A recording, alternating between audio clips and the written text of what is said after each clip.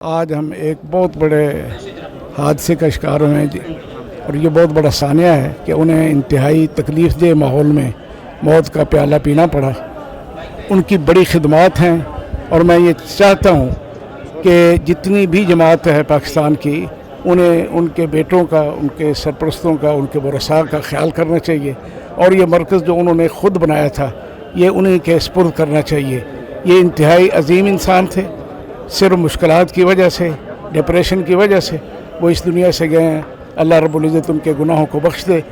وہ الحمدللہ ہمارا یہ عزیز ہے، عزیزم مولانا ابو الحسن مبشر احمد مفتی مبشر احمد ربانی، یہ الحمدللہ جامعہ علوم اسرائیل جہلم میں انہوں نے ہم سے پڑھا ہے، اور 4 سال بہت اچھا انہوں نے وقت گزارا، اور بڑی اچھی طرح محنت سے انہوں نے ذوق شوق سے پڑھا، اور تمام طلبہ میں یہ نمایاں ہوتے تھے، اور الحمدللہ انہوں نے اس کے بعد جو ہے بڑا دین کا کام کیا ہے۔ اللہ ان کی خدمات کو قبول کرے، اور یہ مرکز جو انہوں نے قائم کیا تھا قیامت تک ان کے بچوں اور ان کے ورثاء کے سپرد رہے۔